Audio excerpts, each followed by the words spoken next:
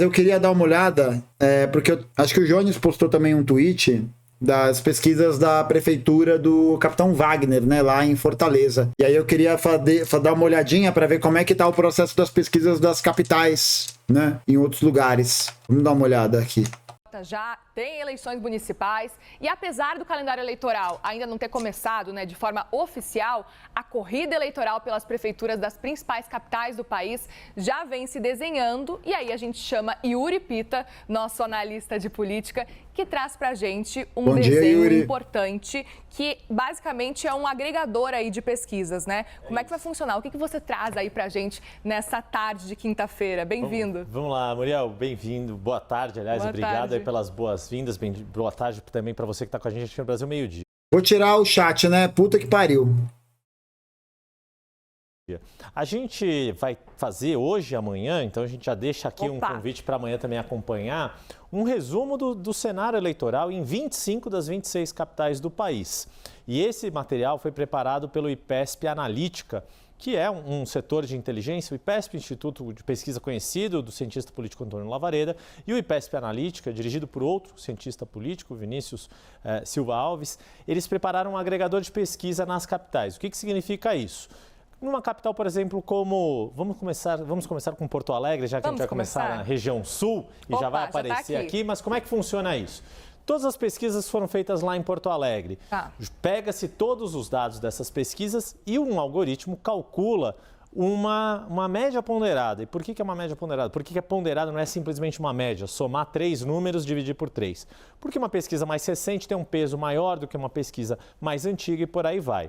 E a região sul, a gente vai começar com ela porque ela ilustra um aspecto que tem sido apontado como a tendência do ano que vem, a ver se elas vai se confirmar, que é um privilégio ou um predomínio do continuismo. O que significa? Candidatos à reeleição, quem já está no cargo, saindo na frente nessa disputa. É o caso de Porto Alegre e é o caso de Florianópolis. Em Porto Alegre, o atual prefeito Sebastião Melo está na liderança, mas tem ali uma disputa parelha com Maria do Rosário, deputada federal do PT, Sebastião Melo do MDB e os outros candidatos aqui com um pouco menos. Florianópolis, o atual prefeito Topázio Neto, ele era vice-prefeito, herdou a gestão de Florianópolis. Muito bom, ele ia mandar um herdou a cidade, né? O Topázio Neto herdou Florianópolis. De Jean Loureiro, que foi disputar o governo estadual, acabou não conseguindo se eleger, mas Topázio Neto, atual prefeito, é o líder da corrida também, coincidentemente, com os mesmos 33%. Lembrando aí, né, MDB e PSD fazem parte ali daquele conjunto de partidos dentro do Congresso Nacional que estão profundamente aliados com as perspectivas e pautas da direita, né? Sobretudo o PSD do Kassab. O ex-prefeito e senador Dário Berger é o principal desafiante, com 12%, e deputado Pedrão, do PP, com 10%. Em Curitiba tem uma situação um pouquinho diferente, a exceção que confirma a regra, digamos assim. Mas tem uma curiosidade, Muriel. O ex-prefeito Luciano Dutti, atual deputado federal, é o líder na corrida, com 18%, seguido de outra deputada federal, Rosângela Moro, e conseguir manter o mandato, né? União, com 16%. E Eduardo Pimentel, atual vice-prefeito de Curitiba, apoiado pelo prefeito Rafael Greca, que já foi reeleito, não pode disputar, vem na sequência com 13%. O que a gente nota disso? Muito recall de prefeitos ou ex-prefeitos. Você vê na liderança em Curitiba, no segundo lugar em Florianópolis, muitos parlamentares sendo colocados, mas essa tendência de continuismo, num primeiro momento, largando à frente, Muri. E interessante acompanhar que no cenário em Curitiba, por exemplo, é um cenário que tudo pode acontecer, né? A gente está vendo que os candidatos eles estão muito próximos. Óbvio que assim, tem um ano pela frente, tem campanha eleitoral. Tem um lance que acontece sempre em eleição municipal, pelo menos aqui em São Paulo já aconteceu muito, né? Que é um candidato específico sair muito na frente nas pesquisas e ele ir desidratando muito ao longo do caminho, como foi o caso várias vezes do Celso Russo Omano, né? Tudo realmente pode acontecer, mas nesse cenário aqui desse agregador de pesquisas e que você detalha muito bem essa diferença, né? Porque não é só um agregador de pesquisas, tem algoritmo. Não é uma soma pura simplesmente de números dividir. Tem algoritmo por trás. Tem algoritmo, tem machine learning, importante a gente destacar isso. E o que vai ser interessante desse material? Um computador, né? Eles colocaram nomes chiques para dizer que a pesquisa é sistematizada e organizada por um computador. O material que o IPESP Analítica começou a fazer e que a gente vai... O Somano é aquele que quase foi espancado na Santa Ifigênia? Vou deixar vocês, eu vou mostrar esse momento, porque esse momento é um momento, viu? Olha que coisa gostosa. É que é muito longo, né?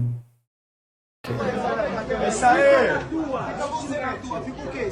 É isso aí, Ih! Cara, você imagina, não devia passar nem sinal de Wi-Fi no fiofó do Celso Russomano. Não passava nem 3G naquele butico. Nem 3G, do tanto que trancou. Quero ver, tá gritando? Grita de novo aí! Grita aí! Grita aí! Vamos, Neném, malandro! Vai! Seu pau no cu do caralho! Grita aí! É isso aí, legal! Pega aí! Ah, muito bom, né? O povo estava com aquele cara. Usar como uma das nossas ferramentas de cobertura ao longo do ano é justamente de conseguir, tão logo saia uma pesquisa, você consegue atualizar, fazer a série histórica. Então, esse material aqui é o nosso ponto de partida para futuramente a gente conseguir entender a dinâmica em cada uma das capitais. E acho que vale a gente destacar também, Muriel, muita gente preocupada com polarização política no país. Isso está se refletindo nas capitais, é o que a gente vai detalhando ao longo das regiões que a gente for destrinchando aqui no Brasil Meio-Dia. No que a gente percebe aqui da região sul, não é diretamente essa polarização. Oh, como não? Como não? Tipo, é um negócio que é uma análise que eu ando fazendo, assim, quando a galera pergunta sobre o curto prazo, que, ó, pode perceber. Até mesmo os quadros que são mais à direita da social-democracia, né, que, enfim, os grupos sociais liberais, né, PT, PSB, né, aí você tem uma esquerda lá, o PSOL, PDT e tal, tá tudo ali atrás, ó, e muito desidratado. Muito desidratado. Eu acho que a grande tendência das eleições municipais vai ser um processo de fortalecimento desses partidos de direita mais tradicionais, um esvaziamento um pouco maior do bolsonarismo de maneira geral e a desidratação completa de alternativas de esquerda, assim, de candidaturas populares. A desidratação completa. Você vê que o PT Porto Alegre, eu acho que é o que se aproxima mais próximo. Sim. E muito porque o PT tem uma tradição... E é muito bom, né? Porque a galera do jornalismo burguês sempre fala de polarização a partir da análise da perspectiva de Bolsonaro e Lula. Como se o próprio fruto da polarização não fosse sistematicamente também organizado em outras organizações e partidos e forças, etc, etc, etc. De gestões, sim, na cidade de Porto Alegre, foi uma das capitais que mais teve governos do PT num passado recente. O MDB também é um partido que tem história, que embora estejam unidos no nível nacional, lá no Rio Grande do Sul, você conhece bem, lá no seu estado, tem uma rivalidade histórica entre MDB e PT. Né? Geralmente intercalam no governo do estado, principalmente. Exato. E agora vão replicar a situação. A alternância entre PT e MDB também no governo estadual, tem essa disputa no âmbito municipal, que também já ocorreu em outras eleições. E a gente vê que em Curitiba ainda tem uma força muito forte da Lava Jato, Rosângela Moro, sim, mulher do atual senador Sérgio Moro. É muito bom, né? Profissão da Rosângela Moro. Companheira de Sérgio Moro, que um dia foi a pessoa favorita do mundo, da Vera Magalhães.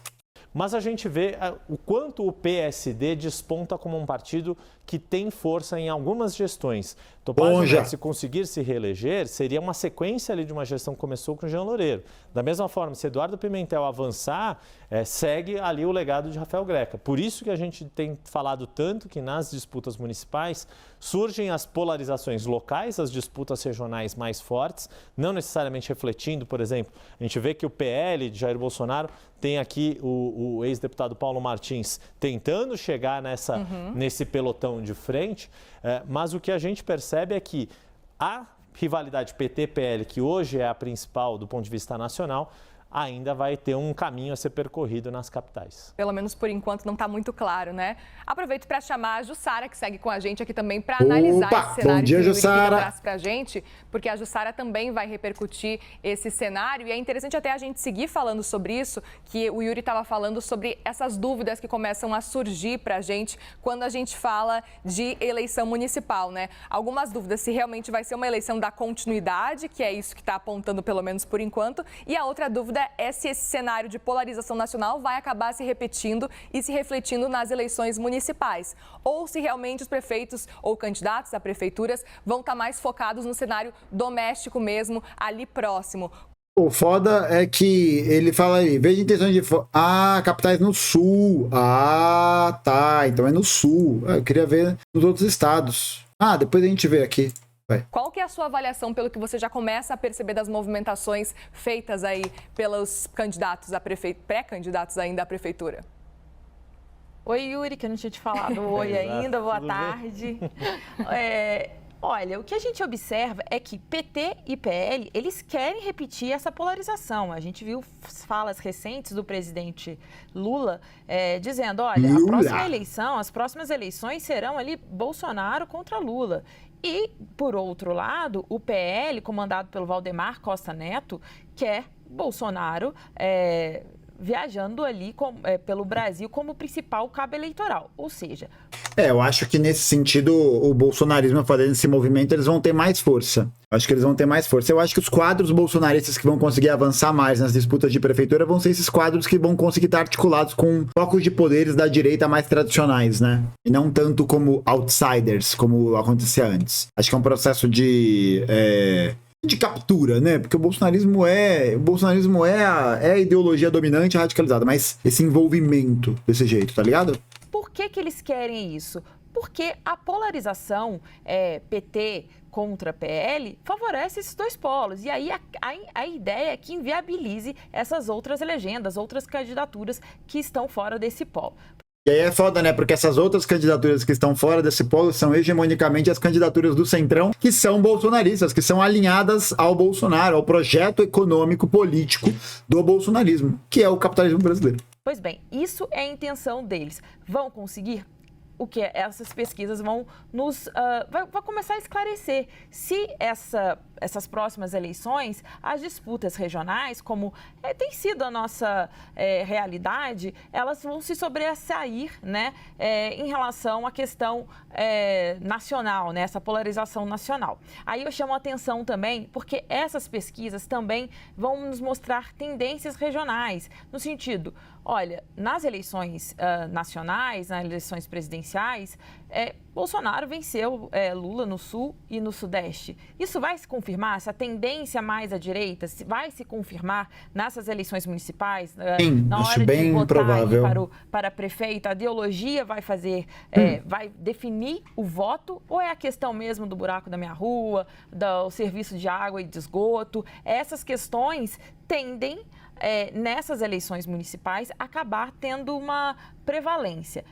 Mas é muito engraçado, né? O jornalismo liberal, o jornalismo burguês, ele é muito astuto em criar essa separação, em dizer que as eleições são, por um lado, ideologia e, por outro lado, os problemas materiais. Tipo, buraco na rua, falta de energia, falta de saneamento. Só que é uma separação muito, além de mecânica, né? Ela esvazia demais todo o debate acerca de uma questão fundamental, que é o fato de que não há ideologia desconectada de política. Não é como se, para falar, né, do Lula e do Bolsonaro, por exemplo, não é como se a ideologia desses dois caras não estivessem conectadas a uma perspectiva e a um projeto de poder político específico. Não tem como ter ideologia separada de política. E adivinha só, o buraco na tua rua, o saneamento básico que falta na tua casa, o transporte público que tá caro, tudo isso faz parte de uma política que é necessariamente também ideológica,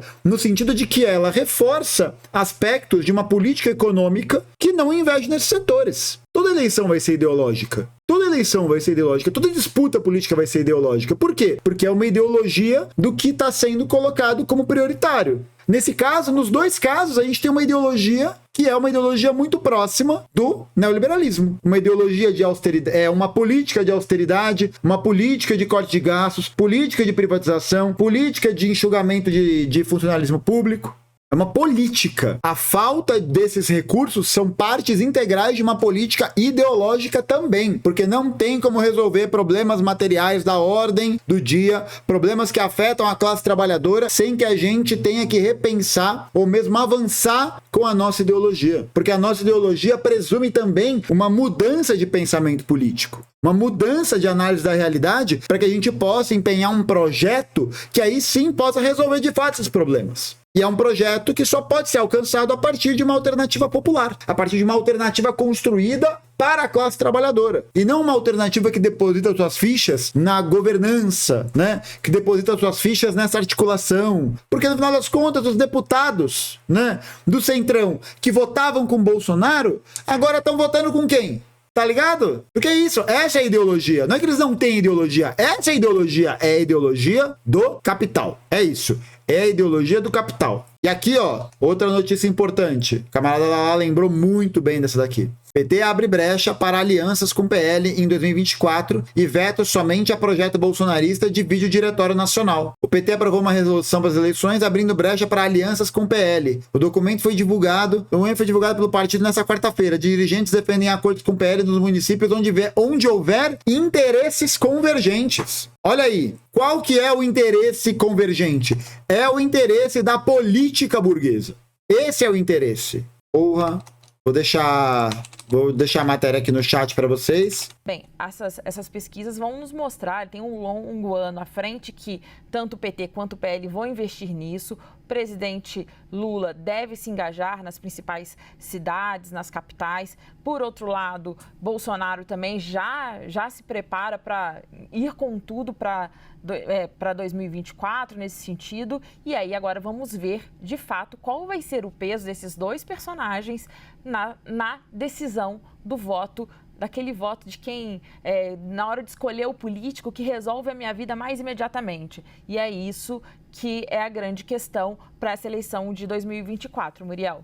Vamos seguir acompanhando então, claro, Posso que Yuri volta ainda. Um último pitaquinho do que a Jussara falou, que é importante, essa questão do quanto PT e PL querem a polarização e o quanto muitos desses candidatos... Essa dualidade de polarização ela é uma farsa. Quando for conveniente a eles, vão pegar carona nesse discurso. Geralmente, o candidato que está atrás vai tentar puxar a polarização para dar um impulso e aquele que está liderando vai manter a sua toada, seja na sua gestão, quando for prefeito candidato à reeleição, seja o opositor querendo questionar, né, o referendo em relação ao candidato à reeleição nas prefeituras. Isso é muito bem lembrado porque, por exemplo, nas eleições do ano passado, do ano retrasado, quando a gente fala de governo do Estado, ano retrasado, 2022. Não, eu já estou em 2024, ainda ano passado, gente. Eu estou em 2024. Até domingo é ainda ano passado. É isso. A gente viu muito esse cenário de puxar a polarização, governadores. Agora a gente volta a falar sobre eleições, gente, porque está chegando 2024 e com ela as eleições municipais. E a gente traz de novo o nosso agregador de pesquisas do IPESP, que traz um panorama aí sobre as eleições municipais do ano que vem. E o Yuri Pinto está aqui do meu lado já para nos trazer agora qual cenário, Yuri? Vamos lá, a gente vai falar tanto de algumas cidades da região norte, mas começamos pelo centro-oeste. Por que a gente escolheu Campo Grande, né? A região centro-oeste e a região sul tem só 3 capitais com eleições municipais. Campo Grande é a única cidade entre as capitais do país, entre as 26 capitais do país, que tem uma prefeita que pode concorrer à reeleição. Só que a Adriane Lopes ainda está aí embolada ali num cenário ainda um tanto quanto indefinido, mas ela aparece no agregador aqui, PESP Analítica, como na terceira posição. André Puccinelli, que já foi prefeito de Campo Grande, acaba na frente com 18%, e a ex-deputada cidade do agro, né? Que foi candidata na eleição passada ainda com um forte recall, com 15%. Além de Campo Grande, no Mato Grosso do Sul, Muriel, a única cidade que o agregador detectou uma mulher na liderança, na verdade 2 mulheres em primeiro e segundo lugar, foi em Aracaju, capital de Sergipe. Mas aqui a prefeita Adriane Lopes, ela ainda não está nas primeiras posições, tem Rose Modesto na segunda colocação. A única outra prefeita de capital, Cíntia Ribeiro de Palmas, em Tocantins, já foi reeleita em 2020 e não pode voltar a disputar um novo mandato. Vamos passar para a região norte, que tem 2 cidades bastante interessantes. Manaus, que é um dos maiores colégios eleitorais do país, o prefeito Davi Almeida do Avante está na frente. Puta que pariu, velho. Nossa, Manaus tá fudido. Meu Deus do céu. Frente. Tem ali como seu principal desafiante o deputado Amon Mandel, que tem uma história de vida bastante dramática, é um menino bastante jovem, tem 21 ou 22 anos, se não me engano, e 2 candidatos àquela história esse cara, que eu agreguei. Amon Mandel? Quem que é esse cara? Quem que é esse moleque? Eita porra! O cara fez essa ponte de agente de segurança pública de Manaus com crime organizado. Qual que é a história desse cara? Nossa, molecaço, velho. Proposição de autoria, vamos ver. Sugere. Ele é do partido do Roberto Freire. Pelo menos era do Roberto Freire, né? O que sobrou do PCB depois da liquidação. agregador pode apontar 2 candidatos do mesmo partido, justamente porque ainda não tem uma definição de quem vai representar o bolsonarismo em Manaus. Coronel Menezes, que foi candidato ao Senado no ano passado, ou o capitão Alberto Neto, que é deputado federal pelo PL do Amazonas. E estão com números muito semelhantes, né? Se a gente for pensar na margem de erro também. Exatamente. Estão ali meio parelhos. Acaba a disputa entre o atual prefeito e Amon Mandel, que foi vereador da cidade e acabou se elegendo deputado federal no ano passado. E lembrando, Manaus é uma cidade em que o bolsonarismo tem muita força. O próprio prefeito Davi Almeida apoiou o Jair Bolsonaro nas eleições de 2022. Que surpresa! E aí passar para a cidade que tem para a próxima capital que vai aparecer, se não me engano, é Belém, exatamente. Tem 2 aspectos importantes aqui. Belém tá foda, velho. O deputado Éder Mauro, do PL, bolsonarista bastante engajado, bem firme na oposição ao governo Lula na Câmara dos Deputados, está à frente. O prefeito Edmilson Rodrigues, do PSOL, está em segundo lugar. É uma merda, né? Porque eu falo com os camaradas ali do PCB Pará, a gente já conversou várias vezes a respeito da gestão do Edmilson Rodrigues, e todos eles comentam que é uma porcaria, assim. A galera de Belém tá putaça com o Edmilson Rodrigues, e aí numa política de rebaixamento constante, né? Numa política que não resolve os problemas da classe, que não parte justamente do que a gente tem falando, pro enfrentamento, para a construção do apoio popular, da intransigência do apoio popular. Olha o cenário. Olha o cenário. 2 do PL tecnicamente empatados. Não, desculpa.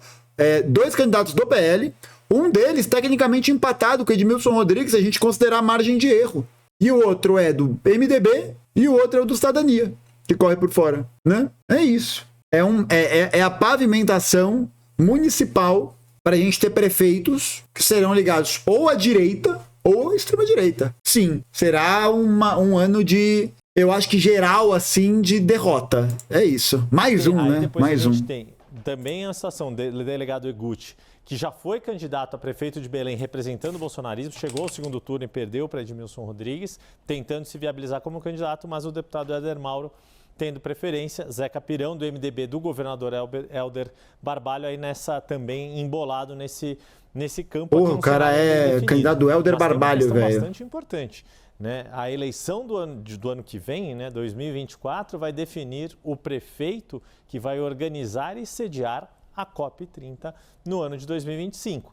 É a primeira vez que um evento desse porte da COP sendo realizada na região norte, na região amazônica, tem um simbolismo bastante importante de quem vai vencer essa eleição. O governo do Pará está bastante engajado nesse trabalho, mas a prefeitura certamente também vai ter um papel importantíssimo para que Belém receba em 2025 a cúpula do clima. Ah, mas assim, né? COP30 com o prefeito bolsonarista. É como se a COP fizesse alguma diferença, né? Não, muito interessante. E importante a gente citar para quem está chegando agora e está tentando entender o que é exatamente esse agregador. Vamos explicar de novo. Não viu a gente falando nem sobre o que ele faz? Ele junta todas as coisas. Tá. Assim como os próprios históricos dos institutos que fazem o maior Tá explicando a pesquisa. De máquina. Qual cenário e deixar tudo bem atualizado para você saber. Nem definiu ainda partido, que nem definiu ainda o nome dos seus pré-candidatos. Importante dizer também, Yuri, alguns pontos importantes com relação a esse agregador que está mostrando para a gente. Tá bom. E falando em eleição de 2024, vamos focar nas eleições municipais aqui do Brasil, porque a gente volta a falar sobre o nosso agregador IPESP Analítico. Que saco. Eleitorais quando a gente vai para o âmbito municipal, São Paulo, Rio de Janeiro, Belo Horizonte. Meu Deus do céu. Nossa tabela aqui está na ordem alfabética, então vamos seguir a ordem do alfabeto, que é uma das cidades que não segue essa tendência favorável de reeleição. O prefeito Fuad Noman está aqui atrás de mim, aqui na 5ª colocação, embora esteja tudo muito embolado. O líder é o jornalista Mauro Tramonte, do Republicanos, com 18%. Pô, a Duda Salabert até que tá bem, pô. Achei interessante. Nesse agregado das pesquisas, Carlos Viana, senador, Duda Salabert, deputada federal, Bruno Engler, deputado estadual. De novo, esse cenário de parlamentares também buscando a disputa. A outra exceção, aí eu vou pular a ordem para a gente falar das exceções, aqui a capital paulista, em que o prefeito Ricardo Nunes está atrás do deputado federal Guilherme Boulos, uma situação que já é bastante conhecida. Outros 3 deputados federais. É aquela coisa, né? É bastante. Vamos ver, né? Eu acho que o Ricardo Nunes, ele Eu acho que o Ricardo Nunes ele não tem o mesmo capital político que o Bruno Covas tinha, né, em 2020, para poder fazer essa disputa e conseguir fazer esse contraponto. O nome, a história, blá blá blá. Mas, né, estamos falando de São Paulo, né? Estamos falando de São Paulo. Não sei se leva. Não sei se leva. E se levar, não sei se vai ser melhor que o Ricardo Nunes, claro, mas... Federais estão tentando se colocar. Um deles, inclusive Ricardo Salles, ainda a ver se vai ser de fato candidato ou não e se vai ou não contar com o apoio do ex-presidente Jair Bolsonaro. Ricardo Nunes, dentro daquela linha que a gente estava falando com a Jussara, né, de tentando pegar carona no discurso da polarização e ter o apoio do bolsonarismo aqui em São Paulo. E Guilherme Boulos, já sabido desde o ano passado que teria o apoio do hoje presidente Lula. Aí as confirmações da regra do continuismo. Rio de Janeiro, segundo maior colégio eleitoral do país, Nossa. Eduardo Paes, com amplo favoritismo nesse momento. Outros deputados federais, como o delegado Ramagem, Tarcísio Mota, buscando ali se colocarem. O doutor Tony de Paula também federal e a deputada estadual Marta Rocha também já na disputa. E Vitória, o prefeito. Pô, e eu acho que no Rio de Janeiro esse cenário é interessante para poder fazer o nome do Tarcísio Mota, né? Que é um cara que tem um trabalho importante, é um trabalho bacana. Então acho que é isso, né? Tentar fazer com que ele dispute aí esse segundo lugar, porque acho que ganhar é muito difícil, mas ganhar essa notoriedade, né? É isso, vai ser o momento de bater no Eduardo Paes. O prefeito Lorenzo Pasolini, que foi eleito em 2020 um pouco na carona do bolsonarismo, está ali com uma boa dianteira, sendo desafiado por um candidato do PT, João Coser, que foi prefeito de Vitória, e o capitão Assunção, que é um deputado estadual bastante conhecido lá do Espírito Santo, tentando ser o candidato do bolsonarismo lá na capital capixaba, um estado que tem...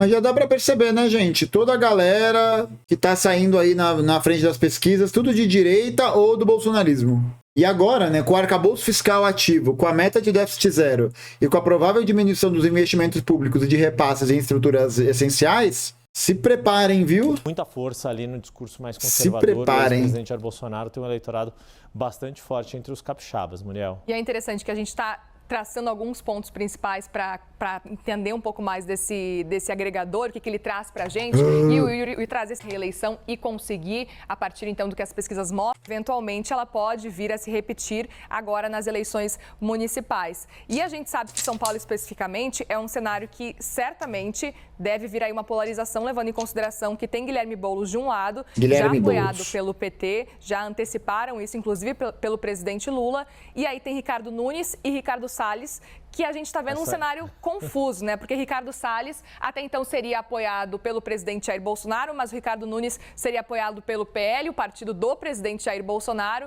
Então é curioso esse cenário, e certamente essa polarização... Que é isso, né? São coisas diferentes. O bolsonarismo, apesar dele estar hoje na sua maior parte alocado no PL, a estrutura partidária do PL é diferente, né? É um centrão que vai de um jeito diferente. Aqui na capital paulista vai existir. Exato. E aí é aquilo que a gente estava falando com a Jussara Soares na entrada anterior. O quanto existe uma questão de avaliação da atual gestão. Guilherme Boulos tem feito um discurso muito crítico à atual gestão, mas também crítico ao bolsonarismo e conta com o apoio de Lula. Já fez evento na cidade ao lado do presidente. E da mesma forma, o prefeito Ricardo Nunes tenta fazer a defesa da sua gestão herdada de Bruno Covas. Ele era vice de Bruno Covas, assumiu em definitivo em maio. Assumiu? Pô, eu descobri que ele apareceu para trabalhar esses dias aí, quando chegou a eleição. De 2021. Inclusive, a Zeladoria de São Paulo está registrando o maior número de reclamações desde 2017, de buraco, falta de luz, blá, blá, blá, blá, blá. E, ao mesmo tempo, tenta incorporar o discurso bolsonarista. O que a gente vê, por exemplo, no Rio de Janeiro? Eduardo Paes, atual prefeito, né, já tem um histórico de gestões, é a terceira gestão dele dos cariocas, e fazendo a defesa da sua gestão. Mas conta também com o apoio do governo federal, do presidente Lula. A discussão é se o PT vai ou não vai, por exemplo, ocupar a candidatura a vice ao lado de Eduardo Paes. Por sua vez, o delegado Ramagem é o candidato escolhido ali por Jair Bolsonaro e vai fazer o discurso bolsonarista na capital fluminense. O que a gente vale lembrar em conta também, Muriel, já que a gente está falando da polarização. Dessas 4 capitais aqui da região sudeste, apenas em uma Lula ganhou de Bolsonaro, que foi aqui em São Paulo. Nas outras... Porra, observação importante, hein? Das 3, Jair Bolsonaro ganhou, embora lá em Minas Gerais Bolsonaro ganhou em Belo Horizonte, mas perdeu no estado como um todo. E é curioso como Eduardo Paes, nesse momento, também está com um amplo número, pelo menos 41 já, levando em consideração a gestão dele tem sido bem avaliada pelos cariocas. Tem a questão de boa avaliação da gestão e o fato de que o delegado Ramagem está se colocando agora. Foi eleito deputado federal com uma boa votação e agora que o nome dele vai começar a andar. A gente percebe que tem muito, né, no caso aqui, que onde a gente olha aqui o cenário total, só tem um ex-prefeito, que é João Coser, lá de Vitória. Nas outras aqui, são parlamentares, são pessoas já que têm um trânsito na política ou que já concorreram. Eu não prestei atenção, peraí, o que ele falou? Avaliação da gestão e o fato de que o delegado Ramagem está se colocando agora. Foi eleito deputado federal com uma boa votação e agora que o nome dele vai começar a andar. A gente percebe que tem muito, né, no caso aqui, que onde a gente olha aqui o cenário total, só tem um ex-prefeito, que é João Coser, lá de Vitória. Nas outras aqui, são parlamentares, são pessoas já que têm um trânsito na política ou que já concorreram à disputa de prefeituras, é o caso, por exemplo, da deputada Marta Rocha e de outros casos aqui, mas a grande questão que a gente percebe nesse cenário aqui, diferente lá da região sul, que muito ex-prefeito está se colocando, aqui tem um predomínio ou de quem está no cargo ou de parlamentares buscando um espaço. Essa questão do recall que a gente... Se o Ramagem ganhar no Rio, a cidade acaba, né? Marcelo Crivella mandou um abraço. Chama, ainda é importante porque, verdade seja dita, nós, jornalistas, eles, políticos, já estão de olho na eleição municipal do ano que vem. Os eleitores, de fato, ainda estão começando, muito poucos que já estão, de fato, de olho, embora em várias cidades, como, por exemplo, aqui em São Paulo e mesmo Rio de Janeiro, já tem uma corrida declarada ali. Mas Belo Horizonte, por exemplo, é um cenário completamente aberto. Seja porque a gestão de Fuad Numan tem problemas, não está sendo bem avaliada e não é um nome tão conhecido. Outro vice-prefeito que herdou a gestão de Alexandre Calil, que também deixou a prefeitura para disputar o estado e não foi eleito. Então tem algumas situações ali que ainda vai dar bastante emoção ao longo do ano que vem. Sem dúvida. E especificamente com São Paulo, eu vou ficar perguntando aqui, porque a gente vai vendo esse cenário e a gente vai lembrando. Guilherme Boulos, lembrando, foi para o segundo turno, né? E foi na última eleição, na eleição municipal, e Ricardo Nunes é a primeira vez que tenta realmente se eleger como prefeito. Que é o cabeça prefeito. De chapa, exato. Ele tem um histórico de vereador aqui na cidade de São Paulo. Um carisma, né? De um pepino em conserva. Foi ali na última hora escolhido como candidato a vice de Bruno Covas, que era outro vice-prefeito que herdou a prefeitura com a renúncia de João Dória lá em 2018. E Ricardo Nunes acabou assumindo praticamente toda a gestão, né? Dado que Bruno Covas faleceu precocemente ali com 5 meses do segundo mandato, em que ele, Bruno Covas, tinha sido eleito no segundo turno. Como você lembrou, a proporção agora me fugiu a memória, mas foi mais ou menos 60-40, 60% para Bruno Covas, 40% para Guilherme Boulos no segundo turno. Ainda isso, né? Ainda que o Boulos ganhe em São Paulo, assim, é uma capital importante, né? Mas é uma capital diante de muitas outras que estão completamente à mercê. Situação difícil, velho. Eu vou pular a análise porque eu quero ver a do Nordeste. Aqui, pronto. Agora, meio-dia e 16, pelo horário de Brasília, a gente fala sobre eleições, porque o agregador de pesquisas do IPESP, que lembrando, reúne aí uma série de institutos, não tem para nos... Quem está com a gente aqui, a útil de 2023. O último Brasil Meio-dia de 2023. Fazer uma assim, mas a gente vai falar de 4 delas, começamos por Teresina. Então vamos lá. E aqui tem um cenário interessante, Muriel. O que acontece? A gente tem falado que os prefeitos... Olha, 4 candidaturas relacionadas ao Centrão, né? Qualquer merda assim. 4 candidaturas. Têm tido favoritismo na maior parte das capitais do país. Mas sempre tem as exceções para confirmarem a regra. É o caso de Teresina, que o prefeito Doutor Pessoa acabou ficando invertido aqui, mas ele está com um índice de 4%, está bem abaixo nas pesquisas. Quem que está na frente? Silvio Mendes, ex-prefeito de Teresina, foi candidato ao governo do Piauí, chegou ao segundo turno, perdeu para o governador eleito Rafael Fonteles do PT, mas que vem à frente 43%. Já governou a capital, foi onde teve boa votação. Mas o PT, com Fábio Novo, deputado estadual, tenta chegar pela primeira vez à prefeitura da capital. Lembrando que desde 2002 o Piauí prefere candidatos do PT à presidência, mas tem sido a grande fortaleza do PT em termos proporcionais. Sempre é um dos estados que mais dá votos porcentagem de votos para os candidatos à presidência do PT e que tem já um histórico de governos do PT. Esse é o desafio, tentar com a força de Lula e do governador fazer essa virada. Por enquanto, Silvio Mendes, do União Brasil, opositor do PT, é muito próximo, por exemplo, do senador Ciro Nogueira, do Progressistas, é quem está na frente. Ciro Nogueira, lembrando aí, né, que foi deputado, ministro da Casa Civil do governo Bolsonaro. Está na frente na pesquisa. Passando para a nossa próxima capital, que vai aparecer aqui Vamos ver. Nosso telão, o Recife, aí é a regra sendo confirmada. O prefeito João Campos, muita força ali, levaria em primeiro turno se as eleições fossem realizadas hoje. Ainda tem um recall muito forte do ex-prefeito João Paulo, do PT, e a vice-governadora Priscila Krause, de Cidadania, com 7%. E é interessante... E lembrando aí, né, o João Campos não é de esquerda, tá? Só para deixar claro. Só para deixar bem claro. Desculpa te interromper, mas a gente está vendo Teresina, também em Recife, esse cenário de ex-prefeitos voltando também e se candidatando novamente. Né? Ou pelo menos sendo os nomes mais lembrados, Exato. ou que tem mais força nessas cidades. Acaba sendo... São mais conhecidos, É um momento, né? Exato, que mais conhecidos, o recall ainda faz muita diferença, mas aí a gente vê alguns nomes, por exemplo, da vice-governadora Priscila Krause, que pode ser a candidata ali defendida pela governadora Raquel Lira, e o ex-ministro Gilson Machado, do PL, ainda com 2%, não tendo a mesma força ali, representaria o bolsonarismo na capital de Pernambuco. Mas o cenário de João Campos, assim muito favorável, né? Como do Rio, por exemplo, do Rio de Janeiro, Exatamente. são os principais cenários que a gente fala de realmente ter uma vantagem muito ampla, né? Pelo que a gente está vendo desde ontem, Yuri. Sim, são alguns dos que têm aí um amplo favoritismo. O que está com o índice mais alto pelo agregador IPESP Analítica é o prefeito de Macapá. Ele está com mais de 60%, o doutor Furlan. Já a gente chega lá, A gente vai chegar na região norte. Vamos passar para a nossa próxima capital ali do Nordeste. Dá uma vontade danada de estar nessas praias, né? Só a cidade de Teresina é a única capital que não tem praia, mas vale a pena visitar.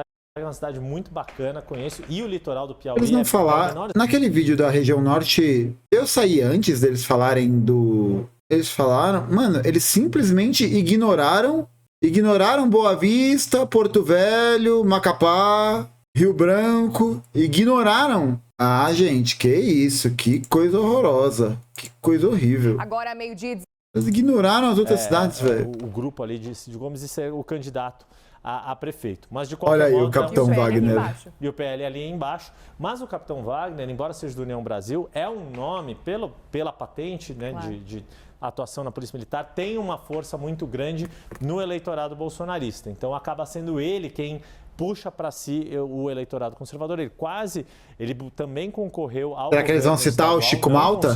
Chegou ao segundo turno, mas não conseguiu se eleger, perdeu para o governador Eumano de Freitas, mas tem ainda alguma força. E para terminar, tem mais uma capital. Não, claro que não. Não. A gente faltou foi. Salvador, minha gente. Falta Vamos puxar a arte de Salvador. Daqui a pouquinho vem. Mas, Yuri, aproveitar a palavra agregador de 3. Fala que se divide para ele. Mano, eu juro por Deus, eu não aguento mais. Fazer um contrabalanceamento. Tá. No finzinho de 2023, com as últimas pesquisas, mas aí, quando as campanhas realmente começarem, aí se intensifica, né, Yuri? Exato. E tem outra coisa, a gente ainda tem especulação de nomes. Então, em alguns casos, o agregador vai colocar 2 nomes.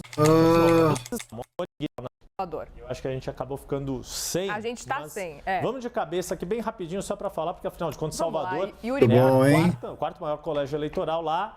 Mais uma vez a regra sendo confirmada, o prefeito Bruno Reis do União. Não é como se a gente precisasse saber da pesquisa dos outros candidatos. Vamos aqui falar do novo agregador da CNN. O novo agregador que filma, faz café, pipoca e não soma as candidaturas porque faz a divisão ponderada da aritmética progressiva da raiz quadrada da função de x que faz com que haja o processo de seleção dos candidatos. O Brasil está na frente, tem uma boa vantagem. 38% tenho aqui, Bruno Reis do União Brasil. E a segunda colocada é a deputada federal e ex-prefeita de Salvador, Lídice da Mata. Uma boa vantagem. 38% tem eleitoral nas capitais e no Brasil todo, 5.569 municípios que vão ter eleições municipais no ano que vem. Maravilha. A gente tem Salvador aqui ou não temos Salvador? Eu acho que a gente acabou ficando sem. A gente está sem. Vamos de cabeça aqui bem rapidinho só para falar, porque afinal de contas Salvador é o quarto maior colégio eleitoral lá. mais uma vez a regra sendo confirmada, o prefeito Bruno Reis do União Brasil está na frente, tem uma boa vantagem. 38% tenho aqui, ó, Bruno Reis do União Brasil. A segunda colocada é a deputada federal e ex-prefeita de Salvador, Lídice da Mata, do PSB. Com 10%. Com 10%. Esquece. Uma margem bastante grande ali entre os eleitores. E digo até mais. Gentílico de Salvador, soteropolitanos. Soteropolitanos. E Salvador eu sei, minha gente. João Roma, logo atrás do PL, aparece logo atrás. Do governo Bolsonaro. Com 7%. Olívia Santana do PCdoB, 7% também. Está empatado ali atrás, hein, esse cenário. E o Geraldo Júnior do MDB com 5%. Esse é o cenário. Importante lembrar, você mencionou a pré-candidata do PCdoB. Não teve gráfico. O PT tem uma federação com PCdoB e PV, ou seja, esses 3 partidos obrigatoriamente vão ter um único candidato, tem que ter um acordo entre eles. Então, se for a Olívia candidata, ela vai representar o PT num estado que o PT governa, já está no 5º mandato no estado, mas nunca governou a capital. Nunca capital? A capital Salvador não, que é uma tendência que acontece em vários estados do Nordeste. Desde que Lula foi eleito pela primeira vez presidente em 2002, o Nordeste se tornou um reduto do petismo dos candidatos do PT à presidência. Naquela eleição, só Alagoas que não elegeu o Lula em 2002 e depois todos os 9 estados sempre deram vantagem para os candidatos do PT, Dilma Rousseff, Fernando Haddad e Lula no ano passado. Mas nas capitais, o PT enfrenta alguma dificuldade nas eleições presidenciais ou nas eleições municipais. Então, alguns estados, o PT tem tradição de ganhar governos, mas enfrenta dificuldade nas capitais desses estados. E Yuri Pita, que é a nossa Wiki. E é isso, né, gente? Essa dificuldade do enfrentamento vai ser o reflexo aí desse período de curto prazo. É isso, uma parte considerável das capitais vai estar nas mãos ou de um projeto completamente rebaixado, né, liberal, como é o caso de Recife, de João Campos, ou vai estar nas mãos dos candidatos do centrão da direita, né? Então é isso. Pô, é uma merda, né? É o momento da gente tentar promover o enfrentamento popular de uma outra forma, né? Complicado, gente, complicado. 2024 vai ser um cenário difícil demais.